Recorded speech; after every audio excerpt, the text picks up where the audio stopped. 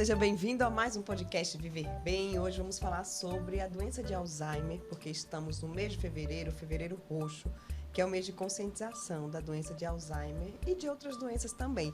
Mas nós reunimos um time aqui que vai te ajudar muito a compreender essa doença de Alzheimer, principalmente quando você deve acender o sinal de alerta, quais são os primeiros sinais, quais são os tratamentos, como é que é o diagnóstico. Fica com a gente que a gente vai esclarecer tudo nesse podcast de hoje. Aqui do meu lado, a geriatra Ângela Costa. Tudo bom, doutora Ângela? Tudo bem, Ju. É um prazer estar aqui com você hoje. De novo, né? Bem-vinda. Novamente no podcast Viver Bem, a psicogeriatra, a doutora Euglena Lessa. Bem-vinda, doutora Euglena. Obrigada mais uma vez, é um prazer estar aqui com vocês e com esse time aqui. Joísa Araújo, neuropsicóloga, também está aqui com a gente mais uma vez, né? Vocês três são as sócias majoritárias, quase. Estão aqui sempre com a gente. Muito bom. Obrigada por mais um convite. É um prazer sempre participar daqui do Viver Bem e com essa mesa de mulheres maravilhosas, porque são referência e são referência para mim também. Então é um prazer estar aqui para conversar com vocês. Para começar, o que é a doença de Alzheimer, doutora Ângela? A doença de Alzheimer, que é um processo inflamatório que antigamente, a gente estava até conversando um pouquinho antes aqui, que se chamava de inflamação do cérebro. Mas a doença de Alzheimer, ela é um complexo. Eu digo que é um complexo de sintomas que vão desencadear no processo de demência. Por que você disse que não é só a demência? Porque a doença de Alzheimer ela começa bem antes da demência, né? Então, é um acúmulo de proteínas que deveriam ser digeridas, metabolizadas no cérebro e que se acumulam ali e ficam, como a gente chama, causando uma neuroinflamação. Não é, Euglena? O que é que você acha desse conceito? Na verdade, a doença de Alzheimer, né, a parte, digamos, da alteração que tem no cérebro, que seria a patogenia, ela foi descrita já em 1906, né? Então, mais de 100 anos que ela foi descrita.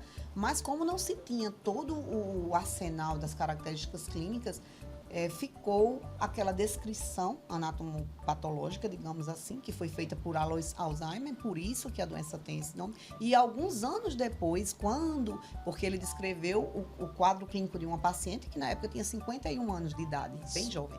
E ele estudou o cérebro dessa paciente porque ele entendeu que aquele processo não era um processo comum do dia a dia do que ele atendia daqueles pacientes. E aí associou aquele quadro clínico que ele descreveu com aquela alteração.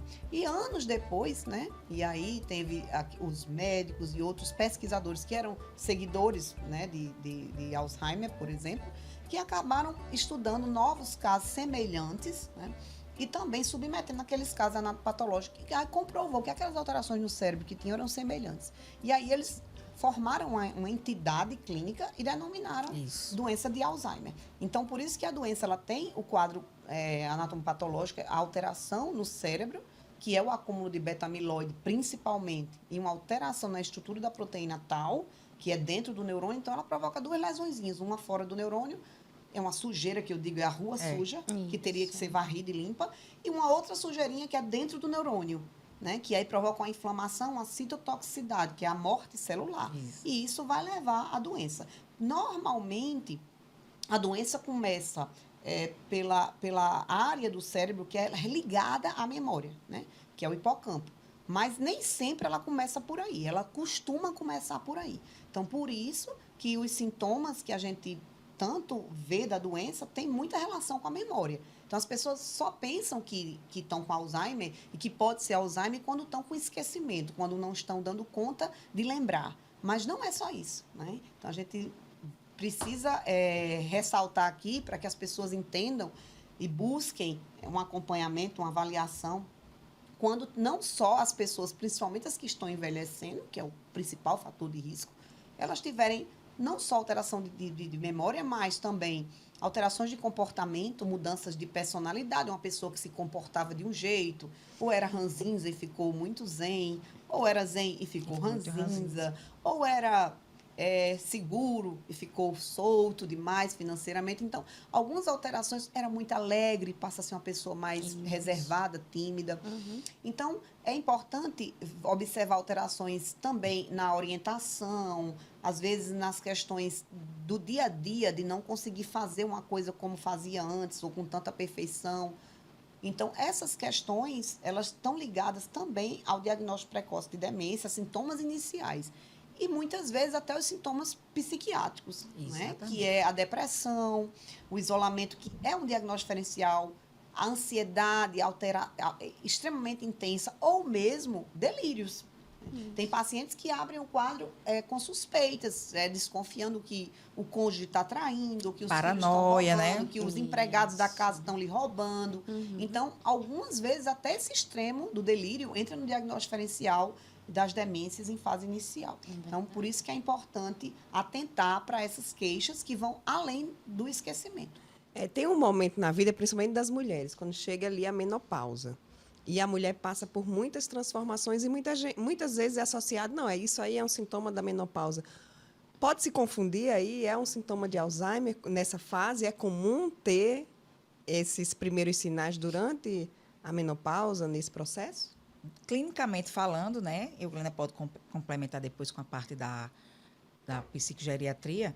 Clinicamente, as pessoas ficam achando que talvez seja um processo próprio do envelhecimento, da menopausa, ou então aquelas mulheres que são muito atribuladas, que estão muito sobrecarregadas, às vezes dizem que estão ansiosas, ou então começam a desenvolver alguns sintomas depressivos devido ao processo, né, da menopausa. A grande maioria tem muita queixa nessa época e acaba deixando para lá. E o que é que a gente atenta? Qualquer mudança que você sinta com você, eu estou mais esquecida, eu não estou conseguindo me concentrar, eu acho que vale a pena uma avaliação com o seu médico o médico já que lhe acompanha, né, de confiança. Por quê? É melhor a gente ver o padrão. Vá ao seu médico de confiança, porque aí é investigado.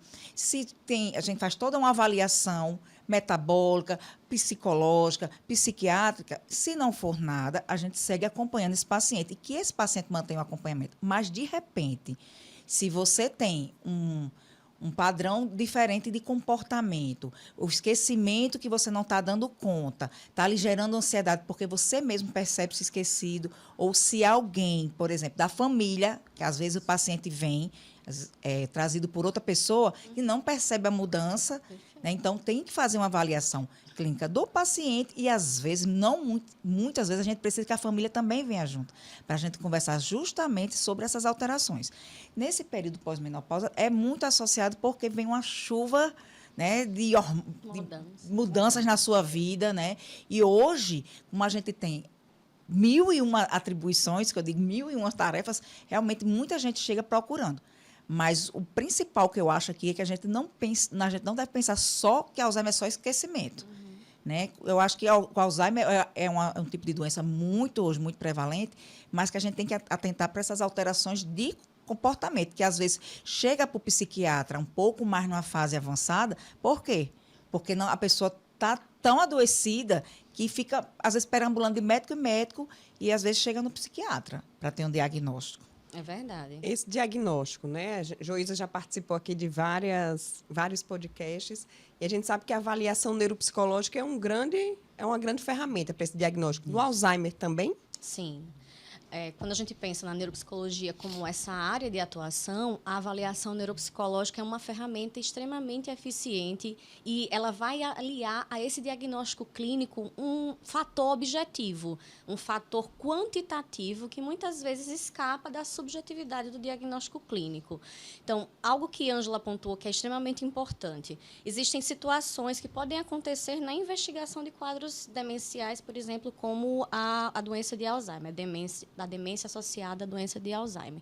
A gente pode ter uma pessoa que reconhece que tem alguma dificuldade cognitiva e a gente vai ter essa pessoa trazendo um declínio cognitivo subjetivo, ou seja, ela mesma vem trazendo, vai se notando mais esquecida, vai se notando mais desatenta e isso, às vezes, a faz procurar o especialista e a gente tem essa situação e ela é encaminhada para a avaliação neuropsicológica e a gente tem a outra situação, que é exatamente quando essa pessoa não percebe que está tendo um desempenho diferente diferente, ou está tendo uma mudança de comportamento diferente, uma alteração de personalidade. Então, a gente chama esse sintoma de anosognosia, ou seja, ela não tem a clareza, a consciência daquele sintoma. E esses são os casos mais desafiadores para encaminhamento, não só para o médico especialista, mas também para a avaliação neuropsicológica. Porque a pessoa ela não se percebe adoecida, ela não percebe que algo está ali fora do padrão dela. Em ambos os casos, é fundamental a gente ter a família, para que essa pessoa ela possa trazer as dificuldades que ela possa estar reconhecendo e também a família possa trazer esse relato subjetivo também daquilo que está um pouco diferente. Então, na avaliação neuropsicológica, nós vamos ter uma tentativa de perceber ali qual é a característica daquela dificuldade.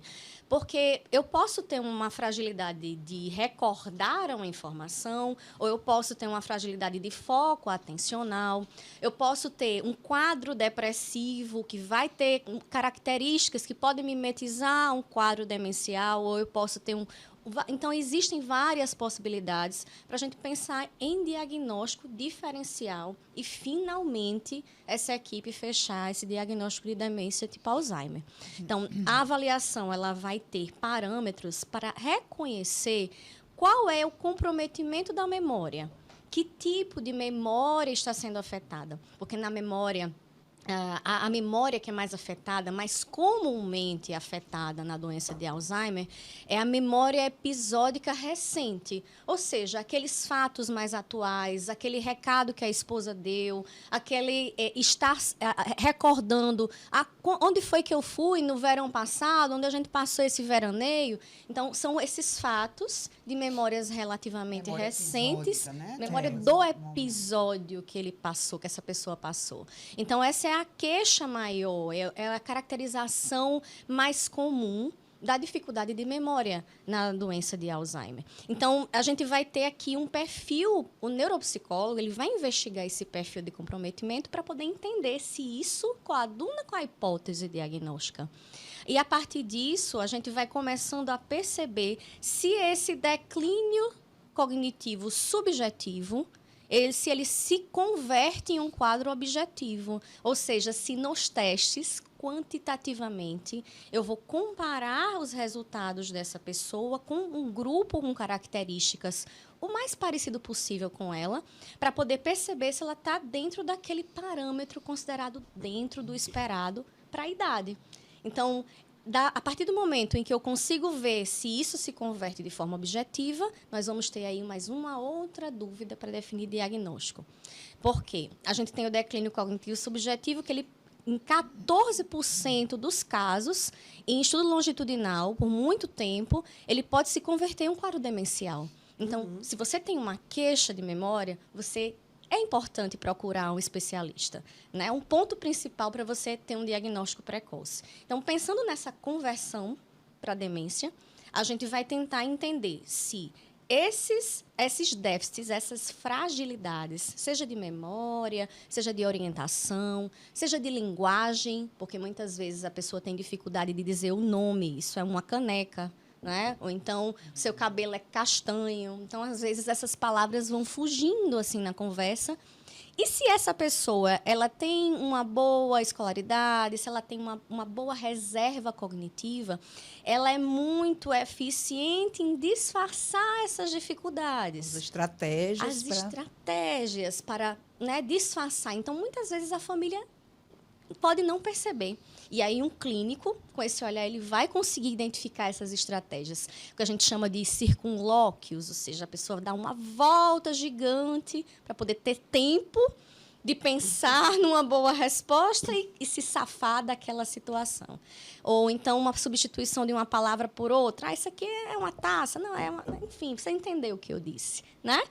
Então, a gente vai ver se, a partir do momento que esse déficit objetivo ele vai afetar a funcionalidade dessa pessoa, ou seja, se está impedindo de alguma forma dele desempenhar no seu normal, no seu dia a dia, resolver as coisas comuns da sua vida, então a gente começa aqui a ter um sinal de alerta para um quadro demencial, um quadro se se caracterizar todo aquele checklist, né, de comprometimento típico da demência de Alzheimer, a gente vai ter aqui esse padrão. E aí ele vai ser investigado, vai ser colocado como essa hipótese diagnóstica no final da avaliação.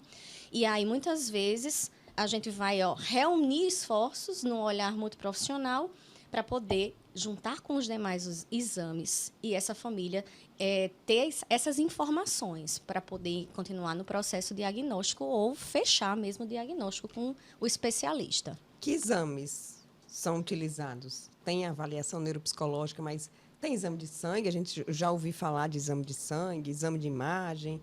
O que mais pode ser utilizado aí para fechar esse diagnóstico? Quando a gente está de posse dessa avaliação neuropsicológica, né, esse é um instrumento que ajuda bastante nesse processo, mas é muito importante a gente saber que isso é um instrumento, né, e que a gente precisa lançar mão de outras informações, porque o diagnóstico de Alzheimer é clínico ainda, né? Então, o neurologista, o geriatra, o psiquiatra, o psicogeriatra, o médico que está ali na frente com aquelas informações e com o paciente, ele vai investigar e ele vai tentar juntar o máximo de informações para fechar esse diagnóstico. E quando o profissional tem mais experiência em lidar com isso, a acurácia no diagnóstico pode chegar a mais de 95%. Então, porque, claro que com a experiência, você consegue principalmente fazer um diagnóstico diferencial melhor. Então, como Joísa bem colocou aqui, a avaliação neuropsicológica, ela vai buscar essas características que são mais específicas da doença de Alzheimer, porém, existem muitas doenças, principalmente na área da psiquiatria, que podem simular uma demência.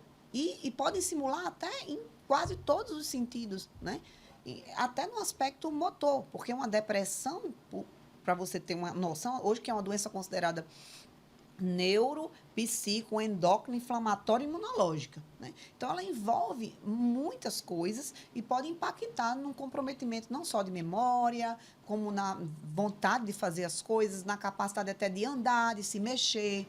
Então, às vezes, a depressão, ela simula até uma doença de Parkinson, de tremor, rigidez e lentidão. Então, é muito importante que esse resultado dessa avaliação chegue até nós, as queixas, sempre ouvindo o paciente e o acompanhante, a pessoa que convive, nem sempre é o familiar, às vezes um bom cuidador, a pessoa que está ali dentro de casa todos os dias, é que vai ser o instrumento de informação mais valioso para a gente. Nem sempre é o familiar, mas o cuidador que está mais próximo, né? Então, eu sempre costumo, no consultório, entra cuidador, entra todo mundo, de que meu consultório é uma sala de estar, porque tem que ter o cuidador, se vê um filho, vem 2 filhos, 3 filhos, a mulher, o esposo, porque eles são extremamente importantes nesse processo. Como Joísa bem colocou aqui, às vezes existe um insight, que é a percepção do paciente de que aquilo tem alguma coisa errada com ele. Isso é muito mais comum nessas alterações, nas queixas subjetivas, nessa fase da subjetividade, né? Que é o comprometimento cognitivo subjetivo. A pessoa percebe, às vezes a família percebe e a pessoa não percebe, mas a gente quer confirmar. Será que isso realmente é só um estresse? A pessoa está com medo porque alguém que ela conhece teve e tal. Isso. E aí a avaliação neuropsicológica vai ajudar nesse processo. Ao mesmo tempo, a avaliação psiquiátrica, ela vai fazer com que a gente inclua esses fatores que hoje são extremamente comuns, estresse, transtorno de ansiedade, né? Que o transtorno de ansiedade por si só aumenta em 6 vezes o risco de demência de Alzheimer na meia-idade. Então, assim, e tudo isso a gente traz para cá. E aí, fechando com esse seu questionamento sobre as mulheres que envelhecem na menopausa, a gente junta tudo isso, porque a mulher, ela traz nessa fase da menopausa aposentadoria junto. Os filhos que estão lá se formando, ou casando, ou saindo de casa. A questão do próprio climatério, que envolve sexualidade, falta de energia, dores. E o próprio esquecimento, porque os hormônios femininos, eles ajudam no processo de memorização também. Eles têm uma participação nesse processo.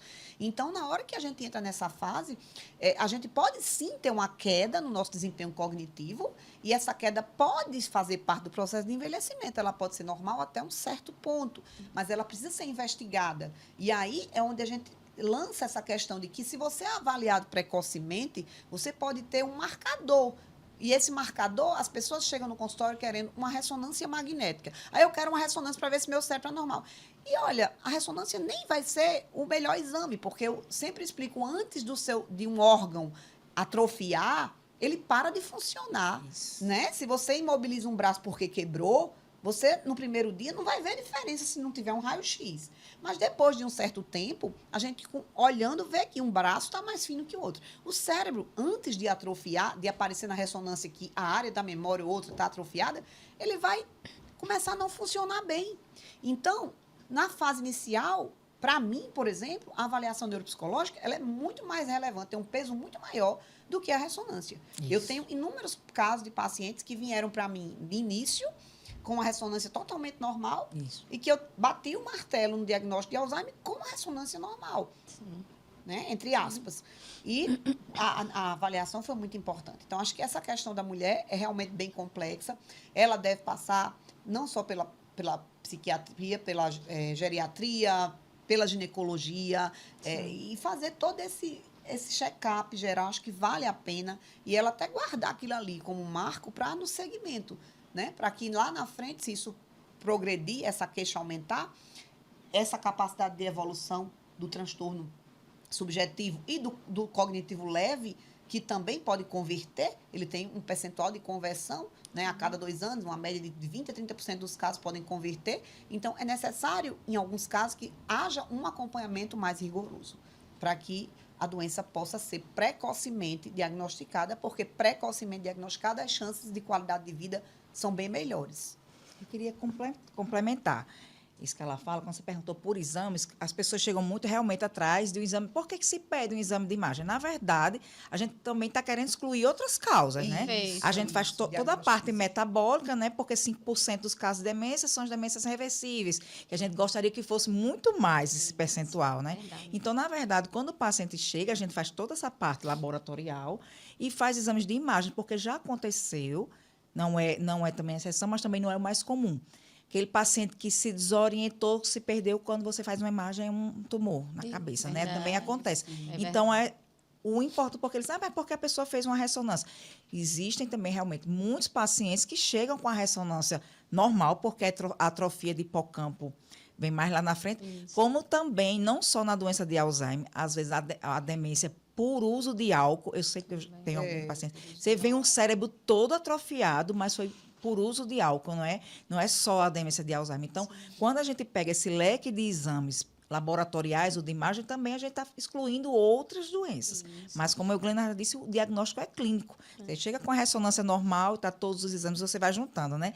Falta 3 peças para montar o quebra-cabeça, como a gente estava conversando, mas só porque falta 3 peças, você não vai deixar de dar um diagnóstico, né? E de ver a paisagem e de realmente dar um diagnóstico mais precoce. Exato. Inclusive, a demência vascular, que é a segunda maior, né, causa, Exato. ela vai provavelmente aparecer ali algo que, se for mais extenso, na ressonância. E toda demência não é Alzheimer. Não. Demência, como a gente discutiu aqui, conversou um pouquinho antes, né?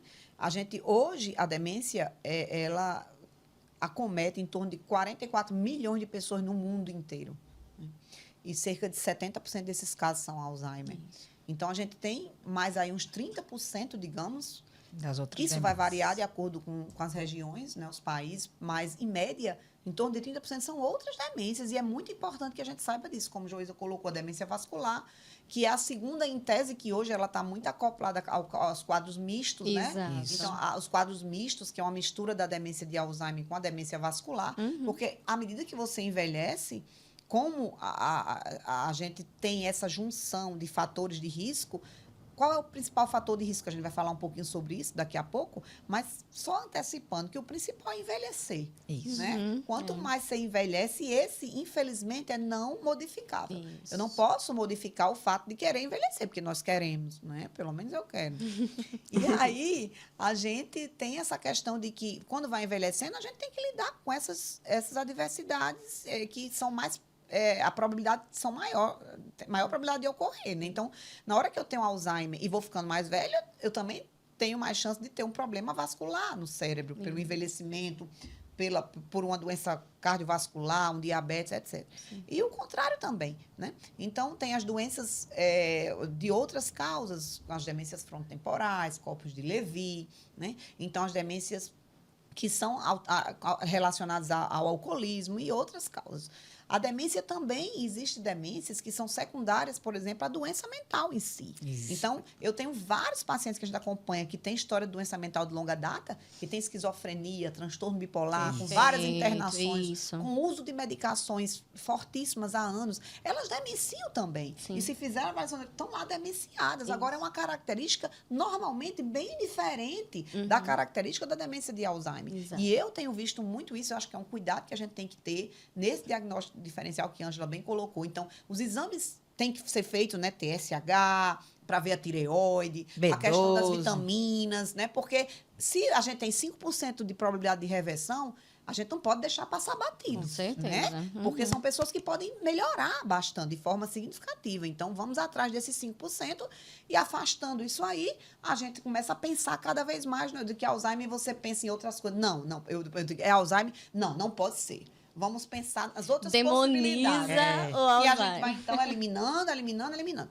Então, nas doenças mentais, a gente vê que há esse processo de demenciação, muitas vezes, pelo uso do medicamento, pela própria doença, e a gente precisa diferenciar, distinguir. Isso. Porque, muitas vezes, tem um tratamento, né? E tem uma resposta até melhor, e quando você sentencia o paciente com Alzheimer e diz que ele tem Alzheimer, você começa a focar num tratamento que é por outro caminho, por outra linha, e que muitas vezes você vai deixar de investir no tratamento da doença mental, que pode ter uma repercussão melhor na qualidade de vida desse paciente. Acho que é interessante esse seu ponto de vista.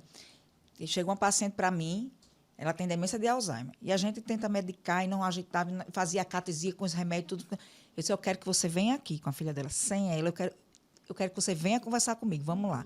Me conta a história dessa mulher. Um transtorno bipolar, de longa data e sem tratamento. Quando a gente trata o transtorno bipolar, não é que ela não tem um quadro demencial junto, ela tem. Sim. Mas as medicações, os antipsicóticos para controlar a agitação daquela mulher e a agressividade daquela mulher diminuíram muito. Então, você estabiliza o humor. Né? Eu disse, olha, eu queria uma avaliação do psicogeriatra. Elas, eu não consigo, enfim. A gente liga para os colegas, discute o caso. E quando você trata o transtorno mental de base, né, você consegue uma melhor. Assim, eu falo e fico vendo a imagem dela, chegando toda arrumadinha no consultório e tal, dizendo que quer passear.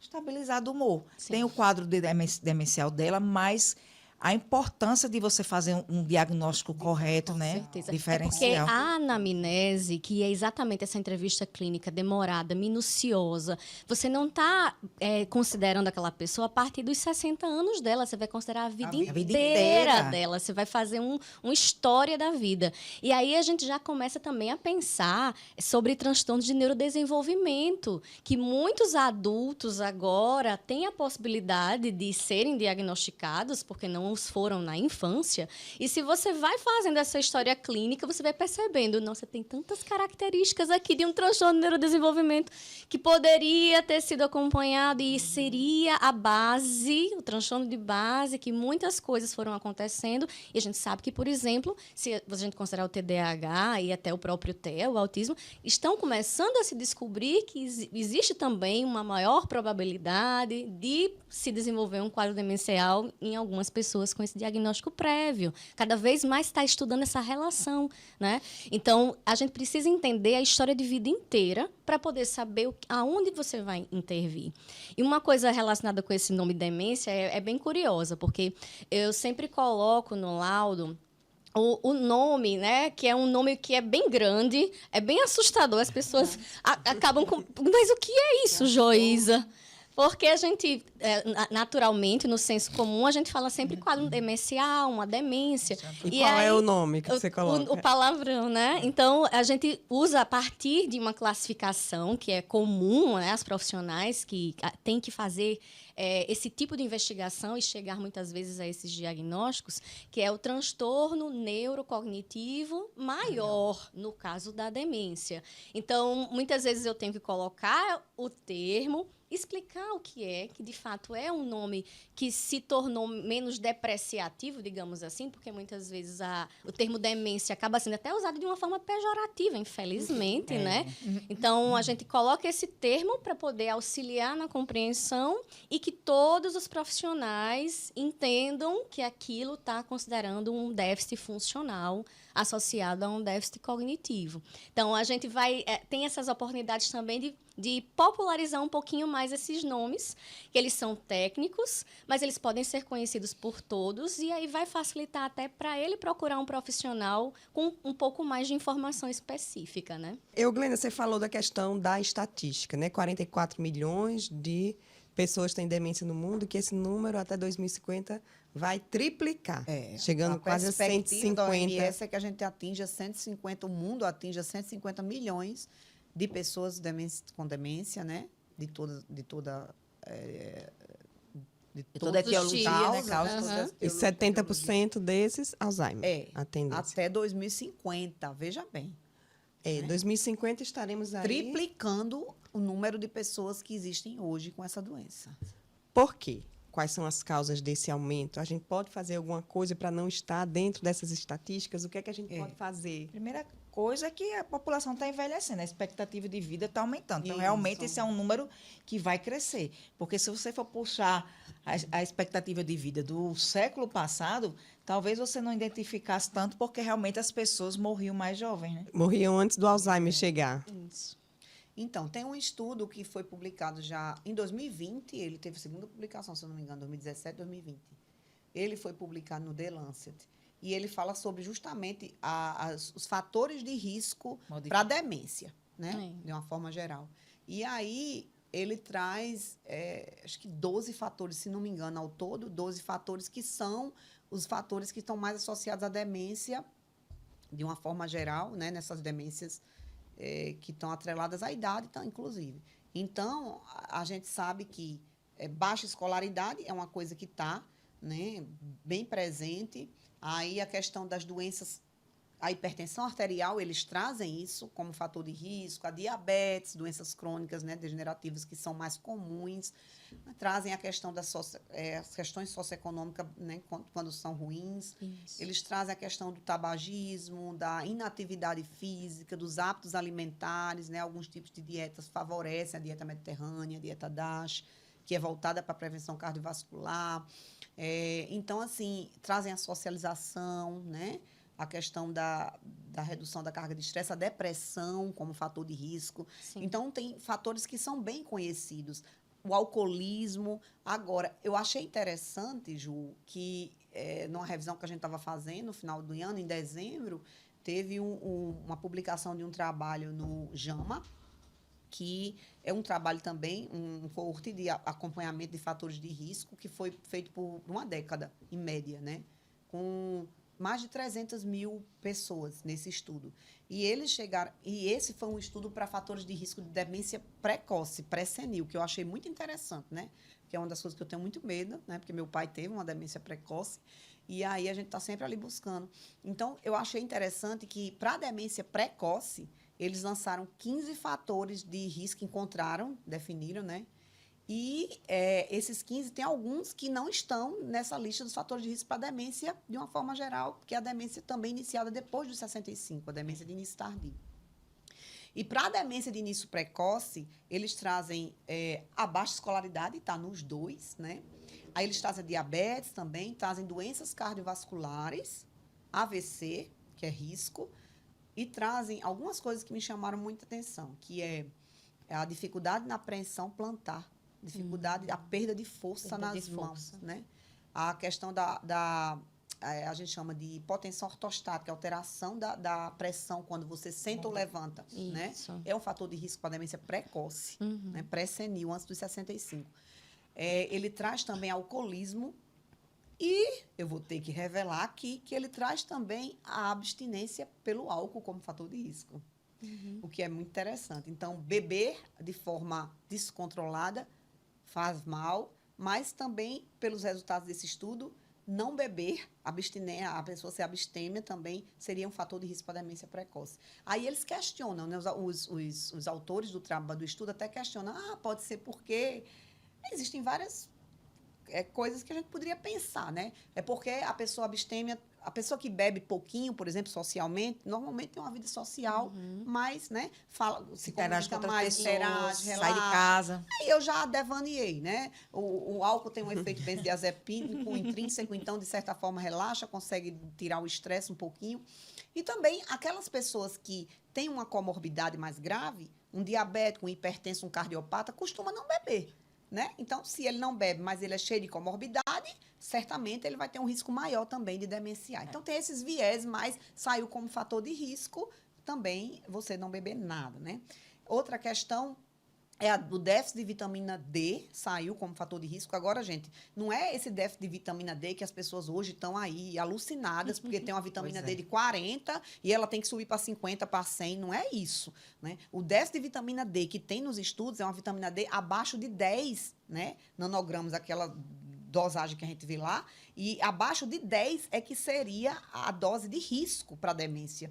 Né? Então, você tem uma vitamina D normal que pode ser obtida com alimentação, com exposição solar adequada, sim, e não necessariamente ingerindo doses elevadíssimas de vitamina D, que é um fator de risco para outras doenças, isso, o excesso.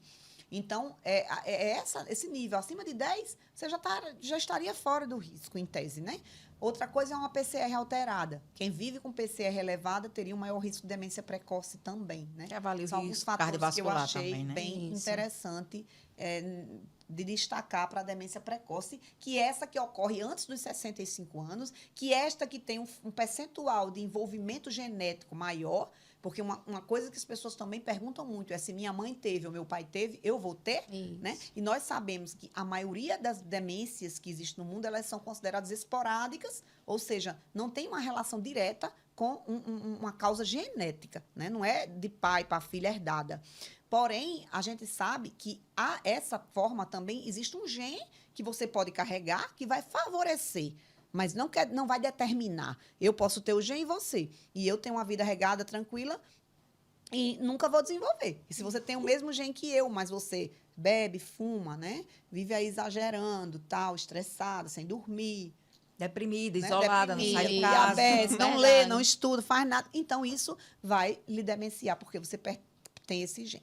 Então, o fator genético tem uma interferência muito maior nas demências pré-senis e que são mais comuns, dentre essas, antes dos 65 anos, o Alzheimer e a demência frontotemporal disputam ali o primeiro lugar. Em alguns países no mundo, a demência frontotemporal é muito mais frequente, inclusive, ela é a primeira causa de demência pré-senil, né? Então, tem estudos trazendo como primeira causa e tem estudos que trazem o Alzheimer como primeira causa, e aí depende da região. Sim. Agora, tenho Alzheimer, fui diagnosticado, está no início, está avançado. A partir desse diagnóstico, o que é que muda? É importante, quando a gente fala em qualquer doença, sempre vem diagnóstico precoce, diagnóstico precoce. No Alzheimer também faz diferença? Faz diferença. Porque existem medicações que a gente diz que não vai recuperar o que perdeu, mas tende a retardar a progressão da doença. Então, eu já vi alguns pacientes que a gente consegue realmente postergar, até pacientes muito idosos, que faleceram de outras causas e se mantiveram ali na sua fasezinha moderada, ainda se alimentando direitinho, e com o diagnóstico precoce. Quando, às vezes, a gente faz, e a pessoa faz, mas, meu Deus, mas minha mãe é tão lúcida. Mas, quando você faz a avaliação, né, tanto a gente ou você, com a avaliação neuropsicológica ou com a Euglena na consultório dela, quanto mais cedo o diagnóstico, melhor. Porque não é só medicação, nós vamos também para as medidas que a gente chama não farmacológicas. Vale a pena modificar o estilo de vida se aquela pessoa nunca foi regrada? Vale. Vale sempre a pena, né? Que a gente manter atividade física para o paciente, não perder massa muscular, não perder sua autonomia. Aí eu digo que é todo um acompanhamento, que eu não digo nem só multa, é interdisciplinar, né? Isso. Joísa vai falar um pouquinho da parte da estimulação neuropsicológica. Então, não é só medicação, não é só vou tomar o remédio, porque às vezes a pessoa, não, eu vi na internet remédio tal, né, que remédio estão sendo estudados, outros remédios... É a pílula do milagre, a pílula do milagre. Para resolver tudo. Mas, na verdade, não é só medicação. medicação e o tratamento da equipe. Seja a avaliação de como está a deglutição desse paciente, porque na fase inicial ele ainda se alimenta direitinho, mas com o progredir da doença, ele começa a ter uma dificuldade de deglutição, por isso entra aí a fono para avaliar. Inclusive os pacientes que são já acamados, que usam sonda, mas que ainda é importante aquela fono fazendo aquela estimulação, lembrando aquele cérebro que ele tem que engolir, deglutir a saliva. Faz toda a diferença. Aí vamos lá, terapia ocupacional, fisioterapeuta, educador físico, né? Todo mundo junto para tratar esse processo. Mas também o suporte psicológico e neuropsicológico. Eu acho que dava para a Joísa falar um pouquinho, porque a gente encaminha muito, nem sempre o paciente chega, mas que é tão importante junto, não só o remédio. Porque às vezes você dá ali o remédio ao paciente, aí deixa ele ali em casa, faz o quê? Nada, só dando Isso, remédio. olha para a TV. Não, e quando não olha para a TV, que passa o dia deitado, né? Os que são calmos, os que não dão trabalho, que não desorientam, estão ali ótimos. Mas que estímulo que você vai dar a esse Volta 8 paciente? meses depois no consultório, dando o mesmo remédio, diz assim, eu vim agora, porque mamãe está muito pior, né? Muito pior. Piorou Começou a muito dar trabalho. da memória. Chega tá muito... fazendo o quê? Nada. Quando eu Não pergunto começou a nada, rotina. só começou a tomar medicação e não fez nada daquilo que a gente orienta. Isso, né? é verdade. Então, Joísa, como é que é essa atuação, essa estimulação? Isso. A atuação na parte de estimulação neuropsicológica, ela vai ter vários objetivos. Como o Dr. Ângela falou, existem medidas não farmacológicas que são precisas, são eficazes e precisam ser colocadas nessa rotina. A medicação ela não vai resolver, né? Da mesma forma, a gente tem as intervenções de uma forma para que esse cérebro ele seja estimulado e a gente tem a intenção de desacelerar esse processo de declínio. Porque a doença de Alzheimer é um processo neurodegenerativo, não há reversibilidade. Mas quanto mais cedo a gente intervir, principalmente pensando nessa estimulação neuropsicológica, a gente vai conseguir ter estratégias, elas podem ser estratégias restauradoras, em que medida? Existem alguns domínios cognitivos que a gente pode trazer, né, pode estimular para que ele consiga estar ativo, independentemente do processo neurodegenerativo, e existem estratégias compensatórias, que na medida em que essa doença for progredindo, elas vão ser muito importantes para que essa pessoa ela vá mantendo essa autonomia o máximo de tempo possível. Então, se eu não estou dando conta, né, se eu tenho uma dificuldade na memória prospectiva, que é aquela que me faz lembrar de vir aqui no podcast hoje, que é aquela que me faz lembrar de ir para a consulta com Euglena, então, se eu tenho essa perda dessa informação, eu vou usar estratégias de compensação. Qual é a estratégia de compensação que todo mundo acaba usando? A agenda. A agenda é o nosso HD externo. Você já viu meu planner, né? A gente Já compensa. estou preocupada, viu, Joísa? Porque usar um planner, usar uma agenda é indicativo de problema? Não, de forma alguma. Agora, quando usa, tem que ser o Organização, alarme do celular, porque a agenda você não olha também. Esquece de olhar a agenda. Esquece de olhar.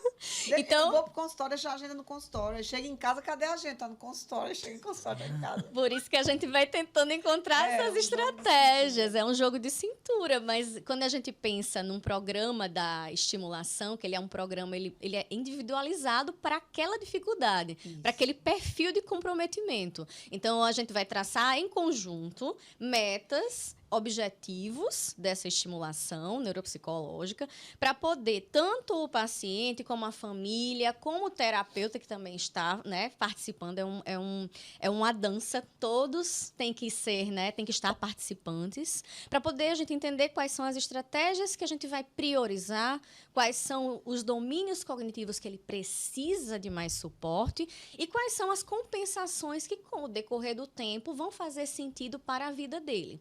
A partir disso, a gente consegue ter no estudo longitudinal, né, no acompanhamento longitudinal, né, no decorrer do tempo, a gente pode, inclusive, ter pessoas tanto com queixas leves, mas que já foi o suficiente para se ter um fechamento de diagnóstico, tanto com queixas moderadas, porque a partir do momento que essas estratégias de compensação começam a falhar, o neuropsicólogo também vai fortalecer a psicoeducação. com a família e com os cuidadores. Essa psicoeducação ela acontece desde o começo, na verdade. Porque essa família ou esses parceiros de cuidado, eles precisam estar muito cientes do que pode acontecer com a progressão da doença.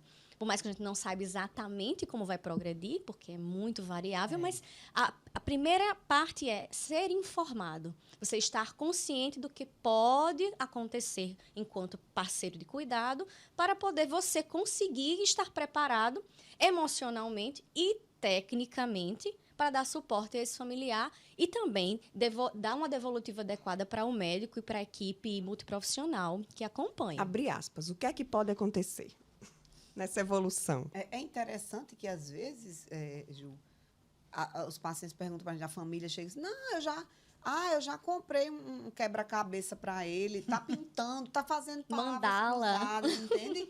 Então, assim, não é que isso seja ruim. Isso é bom, mas isso não substitui a estimulação neuropsicológica. São coisas diferentes. Bem como tá frequentando um grupo de artesanato. Isso não é ruim. Até porque grupos é socialização. Perfeito. Você vai encontrar pessoas, você vai compartilhar sentimentos, emoções, e isso é muito importante. Mas o trabalho neuropsicológico, bem como a terapia ocupacional, que eu acho extremamente importante ali no dia a dia do paciente com a família, né, para manter justamente essa funcionalidade do dia a dia, são armas, ferramentas extremamente indispensáveis, na minha opinião. E não só na minha opinião, na opinião dos estudos, né? Isso. A gente sabe que são indispensáveis. Dependendo da fase da doença, inclusive, tem um impacto maior do que a medicação em si. Então, estimular. Mas aí a gente sabe que, infelizmente, nem todos têm acesso à reabilitação. Infelizmente, os nossos órgãos públicos ainda não abriram os olhos para essa imensidão de pessoas demenciadas. Isso. Infelizmente, quando esse número triplicar daqui a 3 anos, nós ainda estamos aqui engatinhando no sentido da abordagem dos pacientes com demência. Porque nós não temos, né, ainda um serviço de referência voltado especificamente no setor público para um bom atendimento desses pacientes, né? Então, acho que é necessário que as pessoas abram os olhos para isso, tá? Então, assim, de fato, é muito importante que a gente estimule hoje com o que nós temos. Então, se o que aquela pessoa tem é um grupo, um clube de mães, um grupo na igreja, um grupo de dança, precisa realmente abraçar isso. Palavras cruzadas ajuda, caça-palavras, montar quebra-cabeça, estímulos de diferentes ordens. Mas se você tiver, por exemplo, com um especialista, com uma pessoa que ela vai identificar naquele paciente quais são as principais áreas com necessidade de maior estimulação. E, obviamente, que o resultado, ele vai ser um resultado superior, né, do que você fazer uma coisa de forma aleatória. Exato, né? desestruturada. Mas tudo ajuda, tudo vem para contribuir. Tudo que tire da cama deitado Isso. E às vezes só de frente para a televisão. Que a gente viu, né, Ângela, nesse período da pandemia, como os pacientes pioraram, né, com isolamento social, com a falta de estímulo, como eles caíram. E também tivemos o prazer de ver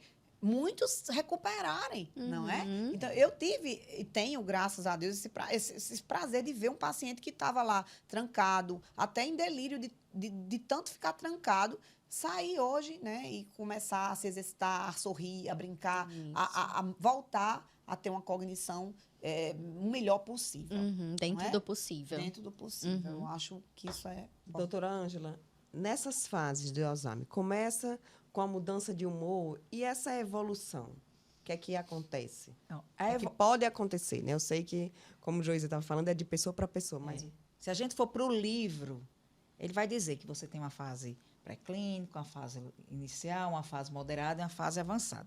Você não tem como dizer o tempo que você vai passar em cada fase, né? Como eu digo, eu tenho pacientes que faleceram, que tiveram seu diagnóstico nos seus 80 e poucos anos e morreram aos 95 de um infarto, e já ainda era uma fase moderada, mas o que é que piorou essa paciente, a parte da cognição? Foi o isolamento da pandemia.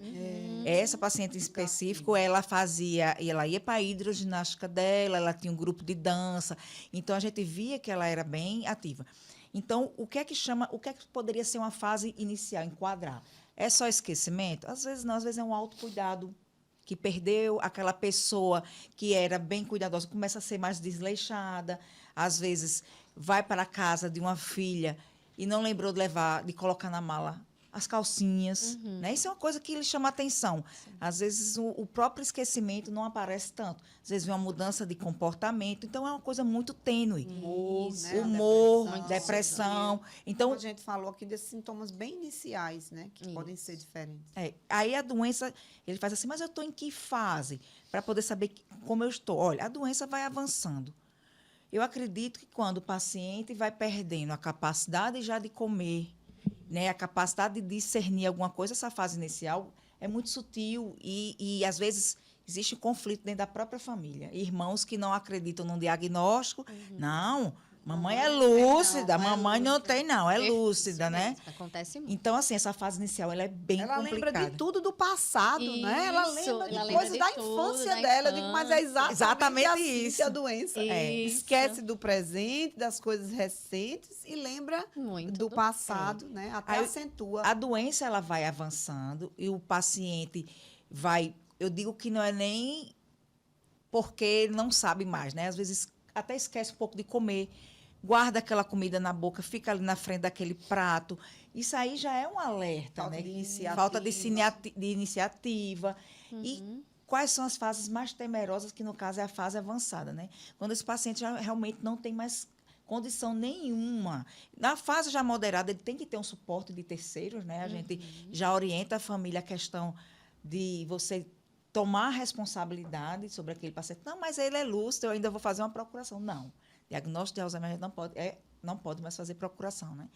Então, a gente tem que avaliar. Toda vez que o paciente vem, eu pergunto: quem toma banho? Como é que toma banho? Não, doutora, ainda tomo meu banho sozinha. Toda vida você pergunta isso, claro, porque eu quero ver sua funcionalidade. Então, a gente vai ver, avaliando a funcionalidade daquele paciente, né? Inclusive, a gente que faz perícia, né? Isso tem implicações nas questões de autonomia, né? Sim. Nas questões legais, porque muitas vezes na fase inicial o paciente ainda preserva o que a gente considera de juízo de valor e realidade. Isso. Então, às vezes ele não sabe o dia, o mês, não sabe, mas ele sabe exatamente, por exemplo, dizer que filho que ele quer que cuide dele.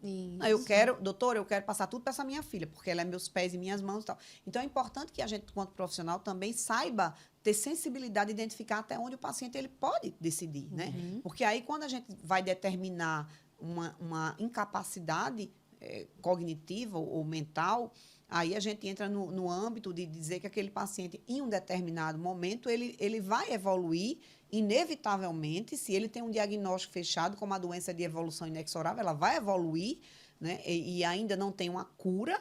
Então, a gente considera que, em algum momento, vai ter uma alienação mental, que é aquele momento onde a pessoa não é mais capaz de tomar nenhuma decisão no âmbito da vida civil, de gerir seus bens, de uma decisão no banco, de vender uma coisa consciente, porque ela não sabe nem a data, nem tem noção de valores, de nada. Aí tem gente que diz, mas mamãe, se eu coloco aqui, mamãe, você confia em mim, mas a mãe tá... Aí eu digo, minha filha, do mesmo jeito, um gerente, uma pessoa mal intencionada, uma pessoa que esteja mal intencionada de um banco, por exemplo, de uma essas empresas de empréstimo, ela pode chegar com um documento e convencer a sua mãe a assinar.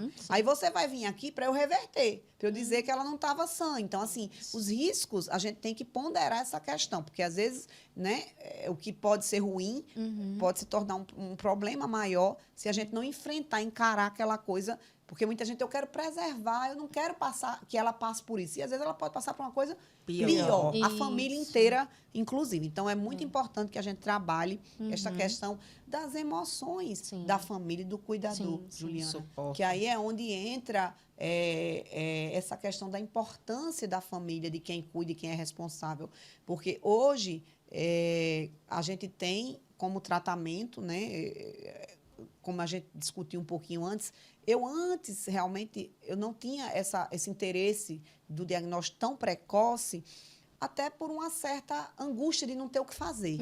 Né? A gente tem um tratamento hoje que no Brasil aqui aprovado, ele é um tratamento paliativo, ele é um tratamento que trata as consequências da doença já instalada. Então, ele vai corrigir um neurotransmissor lá, né, acetilcolina, que estaria em déficit, né, um funcionamento subnormal, por conta da lesão neuronal. Porém, isso melhora a atenção, a cognição, melhora a qualidade de vida. Isso pode estender, como a colega colocou, né, a evolução da fase leve a avançada em alguns anos. Tem estudos mostrando que até prolongar de 8 para 12 a 20 anos para chegar em fase avançada. Então, assim, é um impacto bom, né? Outra questão é que hoje a gente já tem medicamentos novos, né? Que ano passado foram lançados, inclusive, um dos primeiros foi aquele, né? Aquele frisson, assim, foi, né? Nas redes sociais e nos jornais, telejornais, que foi o lecanemab, né? Que é uma medicação que vem marcando uma nova geração de tratamento, que são os anticorpos monoclonais. E esses medicamentos, ele vem com o intuito de modificar a evolução natural da doença. Então, a tendência é parar a doença. Até hoje, o que nós temos aqui no Brasil não para a doença. Ele estaciona, ele lentifica, estaciona por um tempo, ele não estaciona de forma definitiva e vai lentificar. Isso vai depender dos estímulos e de outros fatores, não só medicamentosos. Mas são importantes, são efetivos, né? Eles têm resultados e devem ser usados sempre que o diagnóstico for confirmado e que não houver contraindicação, né?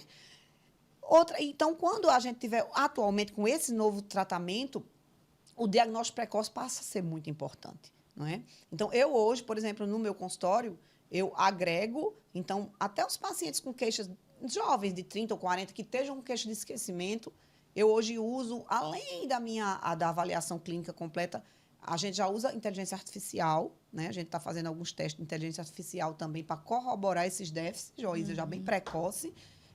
Quando há queixas comportamentais de atenção ou de equilíbrio, motricidade ligada com a atenção, a gente aplica um teste de inteligência, que é um teste suíço, né, que a gente adquiriu há alguns meses. E aí esse teste ele tem me ajudado a fazer esse acompanhamento, porque esses déficits também acontecem também nas doenças mentais. Então, é uma depressão. Eu trato, teve um déficit, eu vejo aquela avaliação, como é que foi. Com 6 meses, 8 meses, eu repito e vejo se aquilo caiu. Se aquilo continuou caindo ou não melhorou como eu queria, vai para a avaliação neuropsicológica, já precocemente. Sim. E aí a gente vai evoluindo, porque é um teste que não é invasivo, né? O custo-benefício é melhor. E hoje a gente já tem ferramentas que nos ajudam nesse sentido. Para quê? Porque hoje se beneficia do tratamento com anticorpo monoclonal aquele paciente que tem diagnóstico precoce, em fase prodrômica, onde muitas vezes passa batido mesmo pela família, né? E a gente precisa identificar, né? Então, para não estar furando, porque a gente precisa fazer a pesquisa também de proteínas, que era só a nível de estudo, mas atualmente, já na prática, já tem se usado, né? Nos grandes centros clínicos, tem se usado isso. Então, a pesquisa de proteína, né? Então, a Pital, no sangue, no plasma e no líquido. No líquido já está, aqui em Natal já faz, em Recife faz. A do plasma, não. Ainda não temos aqui, mas em São Paulo faz. Acho que em Recife talvez já esteja fazendo, em alguns lugares. Eu não tenho certeza, mas em São Paulo sei que faz. Então, isso vai nos ajudar, como aquela pecinha do quebra-cabeça, de uma informação biológica, neurobiológica, né? Agora, não vai fechar também o quadro. É um diagnóstico e é caro, e é invasivo. Né? Então, hoje, o que a gente puder fazer na nossa condição clínica, que puder corroborar o diagnóstico, é ainda melhor, para que a gente possa realmente dar a possibilidade das pessoas, quando esse tratamento chegar ao Brasil, né, que for aprovado, e a gente está vendo que está evoluindo a passos largos, acredito que nós teremos boas notícias em breve, e aí a gente consiga dar a condição do nosso paciente com diagnóstico precoce se beneficiar de um tratamento, mesmo que ele seja de alto custo e mesmo que o governo precise custear esse tratamento. Mas, para a gente encerrar, eu queria que cada uma olhasse aí para a câmera e deixasse a sua mensagem final. Né? O que é importante que a doutora Ângela deixa aí para quem está acompanhando. Doutora Ângela começou. Doutora Euglena e Joísa também. Ela começa aí. O importante é não normalize que é do envelhecimento alguma coisa que esteja diferente funcionando em você. Seja porque está mais esquecido, seja porque está mais desatento, seja porque a memória de trabalho já não está tão boa. O que eu deixo é que procure uma avaliação. Seu médico de confiança. Por quê? Porque você descarta, se não for nada, vai fazer um acompanhamento. E faça.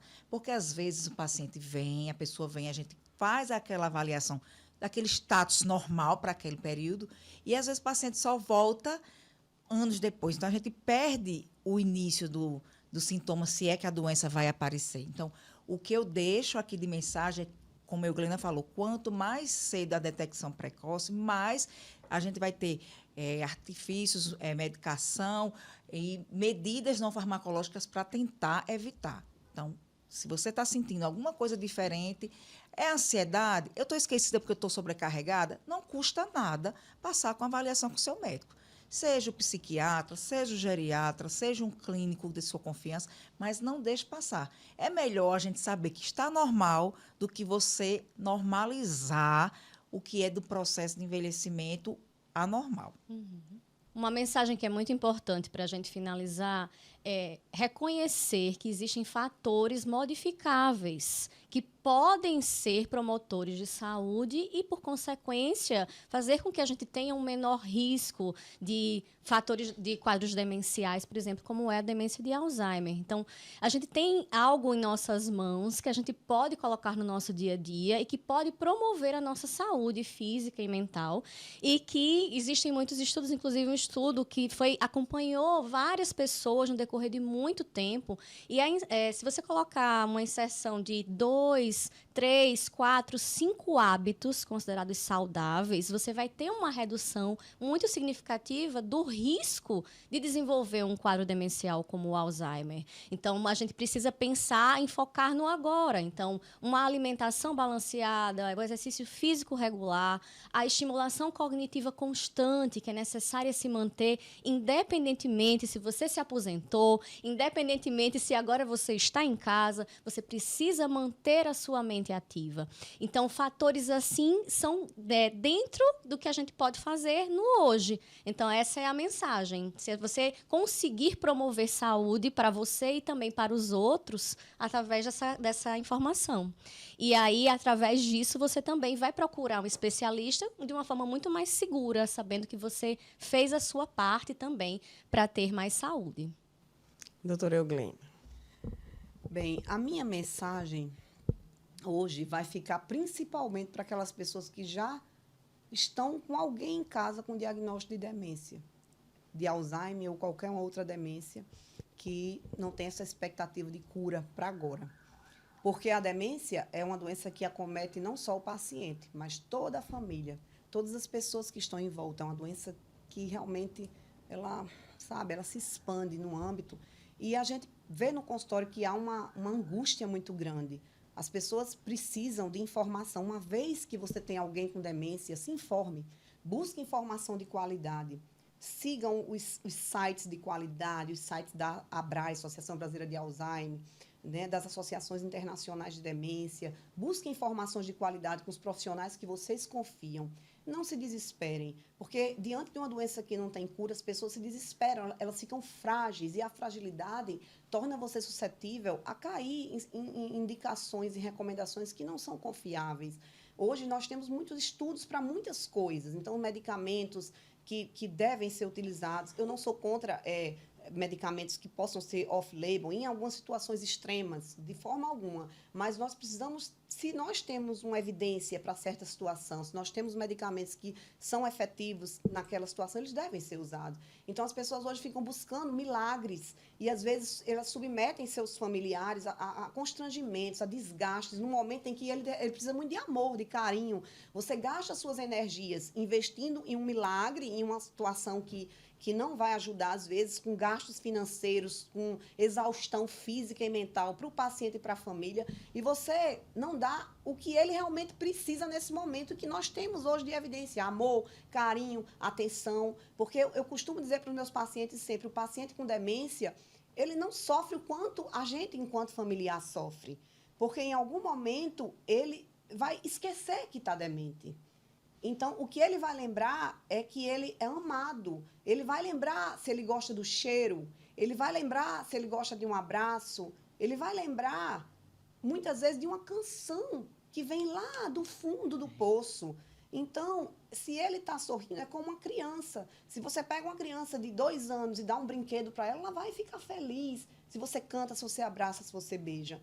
Então, nesse momento, você leva seu familiar para tratar, você dá o tratamento adequado, o medicamento que tem, escolha o seu médico de confiança, o seu profissional de confiança, siga o que ele lhe recomenda, mas dê amor, dê atenção, viva o momento. Se hoje não tem cura, vamos viver o momento, porque não tem cura, mas tem tratamento, tem abordagem. E se você se preocupar em dar amor, se doar, você vai aprender muito.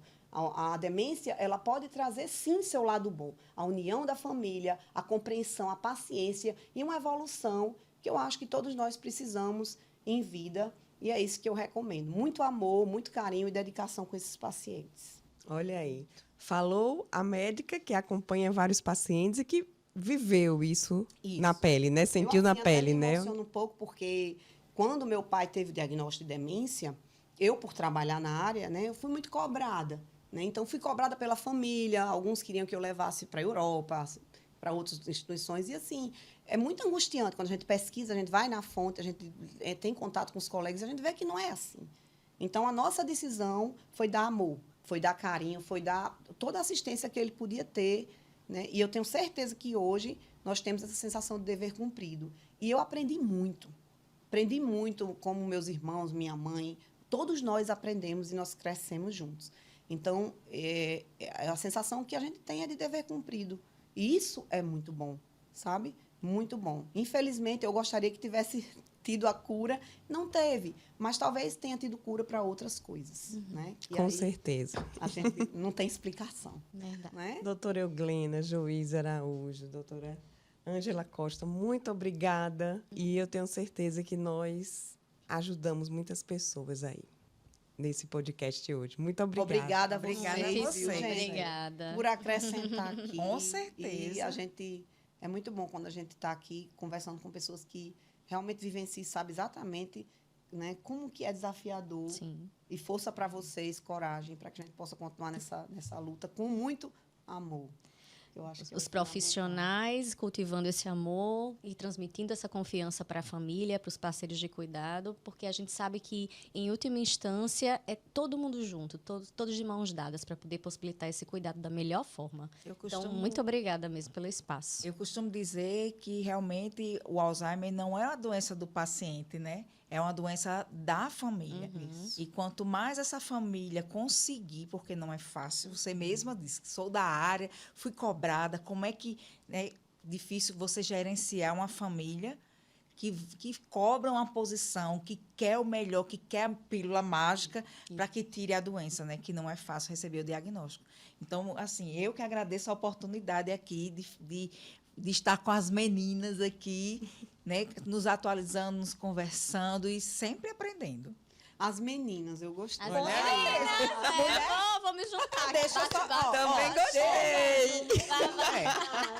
Com certeza. Obrigada. Primeiro porque, para mim, meus menina. garotos de 60, 70 anos, eu só digo que meus idosos são de 80 para lá. É verdade. Os 60 são os antigos 40, minha filha. Concordo. Maravilha. Muito obrigada. E muito obrigada a você que acompanhou esse podcast.